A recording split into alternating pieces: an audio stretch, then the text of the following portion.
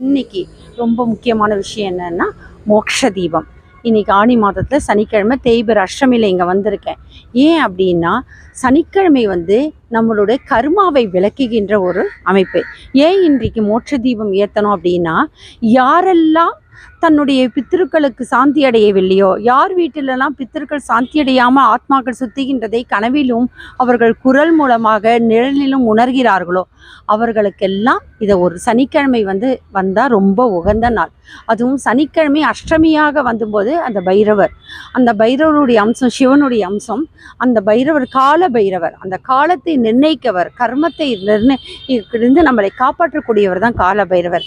அந்த மாதிரி பித்திருக்கள் நம்மளுடைய வீட்டில் சாந்தி அடையவில்லை என்று சொன்னால் சனிக்கிழமை அதுவும் அஷ்டமியாக வருகின்றது ரொம்ப விசேஷம். அது அமையவே அமையாது.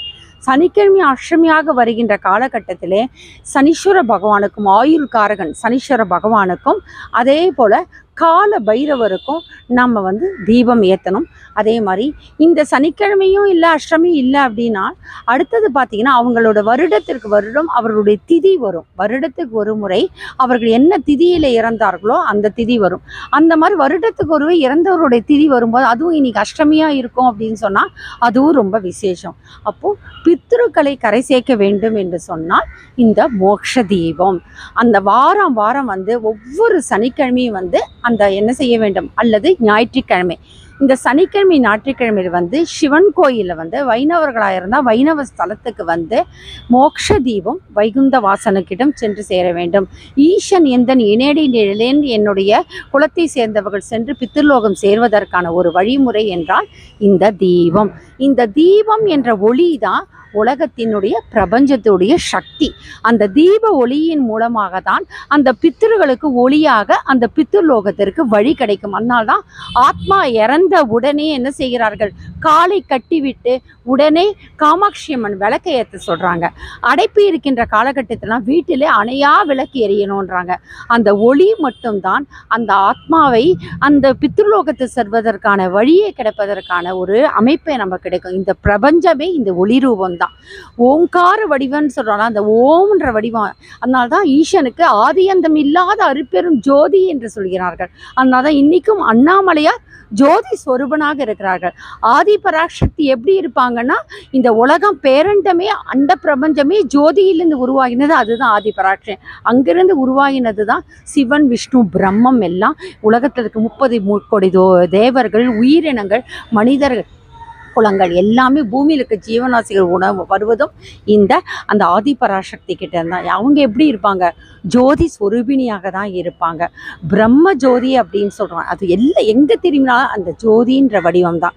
அதனால தான் பித்திருக்களை கரையேற்ற வேண்டும் என்று சொன்னால் அதற்குரிய நாள் பித்திருக்காரகன் ஞாயிற்றுக்கிழமை, ஆத்மாக்காரகன் சொல்லுவாங்க, சூரிய பகவானுடைய நாள். அதே மாதிரி அஷ்டமி, அதுவும் சனிக்கிழமை அஷ்டமியாக இருந்தால் ரொம்ப விசேஷம். அதே மாதிரி அவர்களுடைய திதி, அவர்கள் வருடத்திற்கு அவர்கள் எந்த திதியில் இருந்தாலும் அந்த திதியில் கண்டிப்பாக நம்ம மோட்ச தீபம் ஏற்றணும். இது எல்லாத்துக்கும் மீறி சில பேர் என்ன பண்ணுவாங்க, பெற்றவர்கள் உயிரோடு இருக்கும்போது அவங்களுக்கு யார் நல்லவங்க கெட்டவங்க தெரியாது. ஒரு தலைபட்சமாக கூட சாய்ந்து விடுவார்கள். தன்னுடைய வாழ்வு ஆதாரத்துக்காக சில பேரை தன்னுடைய பிள்ளைகளை நம்பி இருப்பாங்க. இறந்ததுக்கு அப்புறம் தான் அந்த ஆத்மாவுக்கு தெரியும், நம்ம இந்த பிள்ளைக்கு தவறு செஞ்சுட்டோமே, அந்த பிள்ளைக்கு தவறோட சொல்லுவாங்க. எங்கள் அண்ணன் தான் சொல்வார், ஆத்மா தன்னைத்தானே நிலநிறுத்தி பார்த்துக்கும் அப்படின்னு சொல்லுவாங்க. இறந்த அடுத்த நிமிஷமே ஆத்மா என்ன ஆகிடும், நடுநிலை ஆகிடும். அதுவே தன்னுடைய கர்மாவை முடிவெடுத்துடும், டிசைட் பண்ணிடும், தன்னைத்தானே ஓனா ஜட்ஜ் பண்ண ஆரம்பிச்சிடும். அப்போது இந்த பிள்ளைக்கு தவறு செஞ்சிட்டோமே, அந்த பொண்ணுக்கு தவறு செஞ்சிட்டோமே, இந்த மாதிரி எண்ணங்கள் அந்த ஆத்மா, அந்த பிள்ளையும் அந்த பெண்ணும் அந்த குடும்பத்தை சேர்ந்தவரும் நல்ல வர வரைக்கும் அவங்க அந்த ஆத்மா சாந்தி அடைய மாட்டாங்க. அதே மாதிரி பிள்ளைகளும் பாருங்க, தன்னோட சுயநலத்துக்காக தன்னோட பெற்றோர்களையோ தன் கூட பிறந்தவங்களோ யாரோ தன்னிடம் சேர்த்து கிரகித்து வைத்து கொண்டிருப்பார்கள். அப்புறம் இறந்ததுக்காக அந்த இறப்புக்காக தன்கிட்ட வச்சிருப்பாங்க. அப்படி இருக்கும்போது கூட அவர்கள் அந்த பித்திருக்கள் கடனை செய்ய விடாமல் பண்ணுவாங்க, அவங்கள கொல்லி போட விடாமல் பண்ணுவாங்க, அவங்க செய்ய வேண்டிய விஷயங்களை தடை செஞ்சிருவாங்க. இந்த மாதிரி நிறைய விஷயங்கள் நடக்கும். அதே மாதிரி செய்வினை மந்திரம் மாந்திரிகத்தில் செய்யப்பட்ட அதில் இறந்திருந்தாலும் சரி, நம்ம ஒருத்தங்களை செஞ்சு அவங்க நம்மளே இறந்தாலும் சரி, நம்ம அடுத்தவங்களுக்கு செஞ்சு அந்த ஆத்மா வந்து இறந்தாலும் சரி, இதெல்லாம் என்னாகும் என்றால் மிகப்பெரிய கர்மாவாக இருக்கும். நீங்கள் எத்தனை ஓமங்கள் எத்தனை யாகம் செஞ்சாலும் கூட அதை மாற்ற முடியாது. இந்த மாதிரி நேரத்தில் இந்த கர்மாவானது இப்படி தலையெடுக்கின்ற நேரத்தில் உகந்த நாள் எது என்று சொன்னால் சனிக்கிழமை. அதுவும் சனிக்கிழமையும் அந்த அஷ்டமி கூடி வருகின்ற நாள் இருக்குது பார்த்தீங்கன்னா, ரொம்ப விசேஷம். ஏன்னா பைரவர், கால பைரவர், அந்த கால பைரவர்கிட்ட மட்டும்தான் இந்த கர்மாவை நம்ம ஒப்படைக்க முடியும்.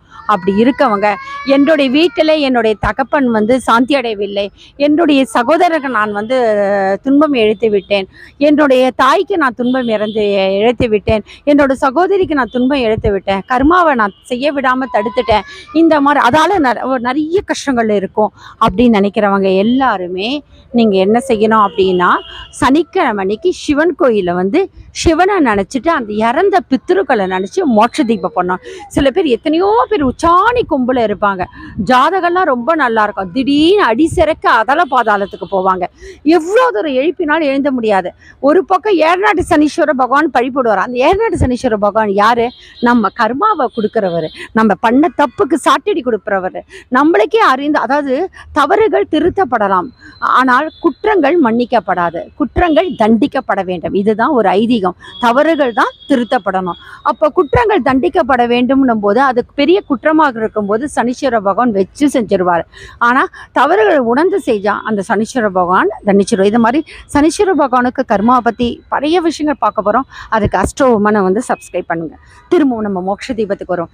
இந்த மாதிரி நேரத்தில் இந்த கர்ம வினையினுடைய பலனை நம்ம தடுக்கணும். நம்மளுடைய பிரச்சனைகள் வளர்த்து கொண்டே இருக்கின்றது. அந்த குடும்பத்தை சேர்ந்தவங்க எல்லாருமே கஷ்டப்பட்டுட்டே இருக்காங்க.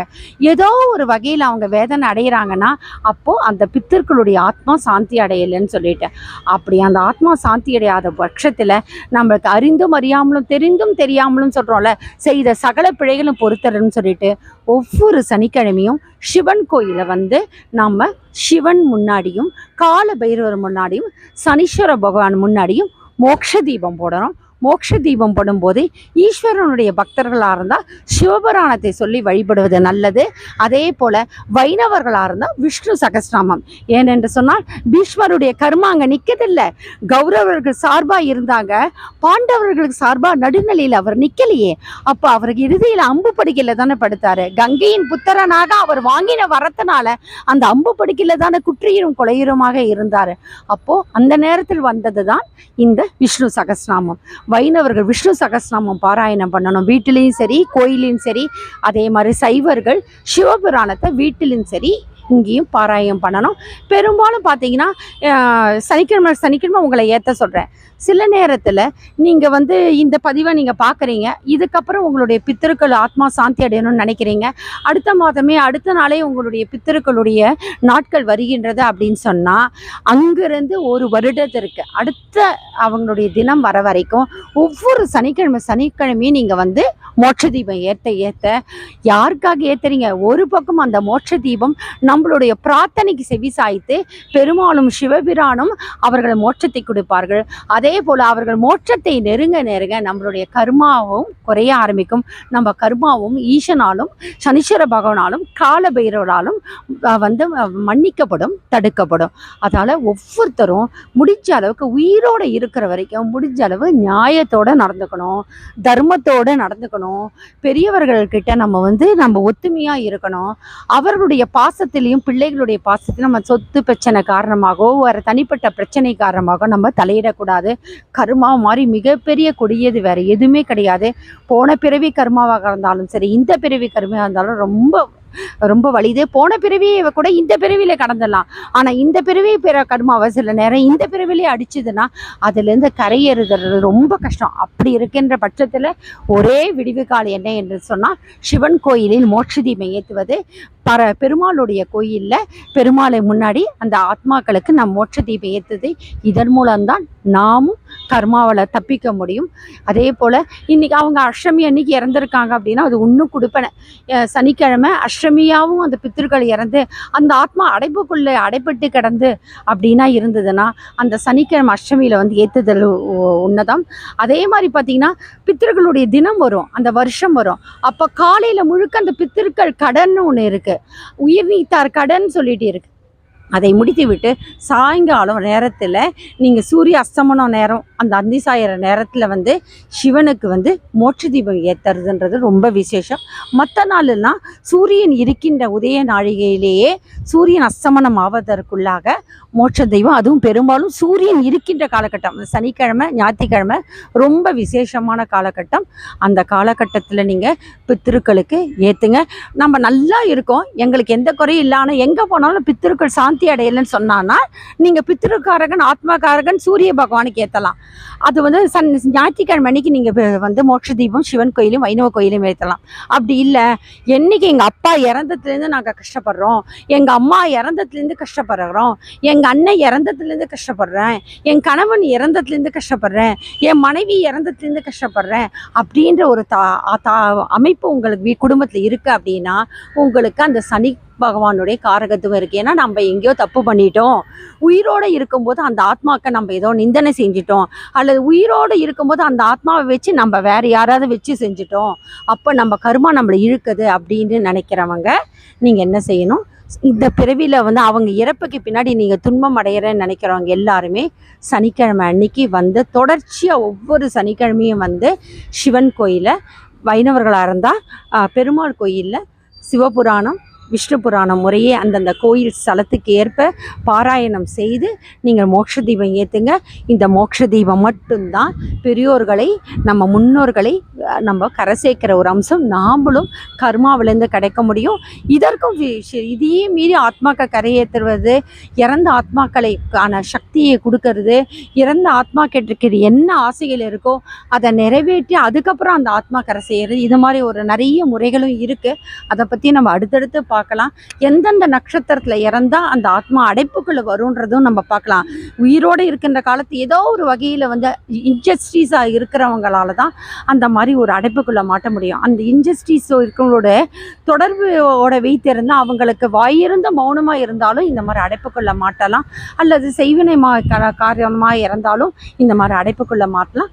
என்னென்ன நட்சத்திரத்தில் இறந்தால் இவர்கள் அடைப்புக்குள்ளே வருவாங்க, அவர்களை எப்படி மோட்சத்தை கரை செய்கிறது, கர்மாவோடைய தன்மை என்ன, ஒவ்வொரு ஆத்மாவும் செல்லுகின்ற நிலை என்ன, நம்ம இந்த பிறவிலே பெரியோர்கள் அதை கற்றுக் கொடுத்துருக்காங்கன்னா நம்ம எப்படி அந்த கர்மாவை கடந்து வாழணும், பித்ருலோகத்துக்கு போகிறதா இருந்தாலும் சரி, வைகுண்டத்துக்கு போகிறதா இருந்தாலும் என்ன வகையில் நம்ம இந்த வாழ்க்கையில் வாழலாம், இது போன்ற நிறைய விஷயங்களையும் அந்த ஆத்மாக்களை பற்றியும், கரை சேர்ந்த ஆத்மாக்கள், கரை சேராத ஆத்மாக்கள், துராத்மாக்கள் அலைகிறது, துர்மரணங்கள் அடைகின்ற ஆத்மாக்களை பற்றி எல்லாம் நிறைய பேச போறீங்கன்னா ஆத்மாக்களே நிறைய வந்து பேசும். நம்ம நிறைய பார்த்துட்டு தான் இருக்கோம். அனைவரும் வந்து இந்த மாதிரி ஒரு விஷயங்களை நம்ம தெரிஞ்சுக்கணும். ஏன்னா இது எல்லாமே ஜோதிடத்தோட தொடர்புடையது. இந்த கர்மா காரகன் யாரு நிர்ணயிக்கிறது? சனீஸ்வர பகவான்.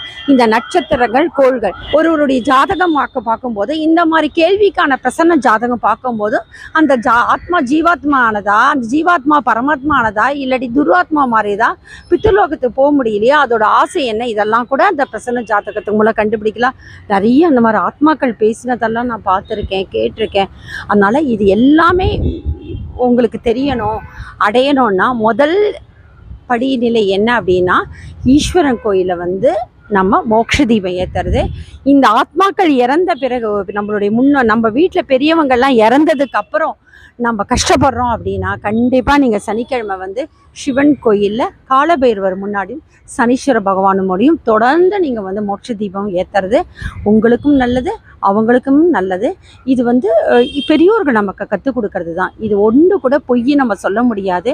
அறிவியல் ரீதியாக நம்மளுடைய முன்னோர்கள் கோள்களுடைய நிலையையும் சுழற்சியும் அது எந்தெந்த வட்டத்துக்குள்ளே எந்தெந்த பாகையில் செல்றதெல்லாம் முன்னோர்கள் வகுத்து கொடுத்ததெல்லாம் இன்றைக்கி அறிவியல் பூர்வமாக ஏற்றுக்கொள்ளப்பட்டதோ அதுபோல் அந்த தத்துவங்களும் தான் ஏற்றுக்கொள்ளப்பட்டு கொண்டு தான் இருக்கின்றார்கள். அந்த மதத்தையும் சரி நம்ம மனத்தையும் மதிக்கின்றவர்களுக்கு முடிந்த அளவுக்கு உயிரோடு இருக்கிற வரைக்கும் எந்த பாவத்தையும் செய்யாமல் நம்ம வருவோம். நம்மளுடைய ஆத்மாவானது பிறவி இல்லாமல் இருக்கிறது ரொம்ப விசேஷம். அந்த அடிப்படையில் நம்ம இறந்த ஆத்மாக்களும் சரி நாமளும் சரி நல்ல நிலையில் இந்த வாழறதுக்கும் நாம் செல்வதற்கும் ஒரே வழி என்றால் ஈசன். இறைவனடி சேருதல் தான், பெருமாள் அடி சேருதல் தான். சிவன் பக்தர்களை எல்லாம் சிவனை பற்றி கொள்ளுங்கள். பெருமாள் வைணவத்தை சேர்ந்தவர்களை எல்லாம் பெருமாளை பற்றி கொள்ளுங்கள். இது முழுக்க முழுக்க இந்து சமயத்தை சார்ந்து இந்து சமயத்தை மதிக்கின்றவர்களுக்கான ஒரு பதிவு. இது போன்ற அதிகமான பதிவுகள், கர்மாவை பற்ற பதிவுகள், ஜோதிடத்தை பற்றிய பதிவுகள் எல்லாம் அஷ்டவிமன் தேர்டு என்ன வரப்போகின்றது. மேன்மேலும் ஒரு நல்ல தகவல்களை அறிய வேண்டும், சில விஷயங்களை எல்லாம் நாம் ஆழ்ந்து உணர்ந்து அனுபவபூர்வமாக உணர வேண்டும் என்றால் உங்களுடைய கருத்துக்களையும் நீங்கள் எங்களுடன் பகிர்ந்து கொள்ளலாம். அஷ்டவிமன் தேர்டைக்கு அன்புடன் வரவேற்கிறேன். இதுவரைக்கும் சப்ஸ்கிரைப் பண்ணாதவங்க சப்ஸ்கிரைப் பண்ணுங்கள். இந்த விஷயங்கள் எல்லாம் உங்களுக்கு நல்லதாக இருந்து சொன்னால் லைக் பண்ணுங்கள், ஷேர் பண்ணுங்கள். என்றைக்கும் ஈசன் நமக்கு துணை இருப்பான் என்ற நம்பிக்கையுடன் மீண்டும் ஈசனுடைய கோயிலில் ஈசனுடைய பாதத்தில் வைத்துக்கொண்டு ஈசனே நினைத்து நாம் ஈசன் பாதத்தை சரணடைவோம். ஈசனடி போற்றி, எந்தடி போற்றி, நேசத்தேன் என்ற நிமலனடி போற்றி, மாய பிறப்பறிக்கும் மன்னனடி போற்றி. அந்த மாயையிலிருந்து விடுபட்டு நாம் என்றைக்குமே நல்ல மங்களமான விஷயங்களை சேர்ந்து சனீஸ்வர பகவானும் மங்கள சனீஸ்வர பகவானாக நம்ம மங்களை கொடுக்க வேண்டும் என்று இன்றைக்கு ஆனி மாதம் தேய்பிறை சனிக்கிழமையில் அஷ்டமியில் இறைவன் ஈசன் வலசரவாக்கத்தில் சிவன் கோயில் இருக்கின்ற அகஸ்தியரால் வழிபட்ட அகஸ்தீஸ்வர் சன்னதியிலிருந்து ஈசனை வேண்டி நாம் அனைவரும் நல்லதை செய்வோம், நன்றாக இருப்போம் என்ற பிரார்த்தனையுடன் மீண்டும் உங்களுடன் இணைவே அஷ்டவிமன் தேர்டை மூலமாக. ஓம் சக்தி, ஓம் நம சிவாய.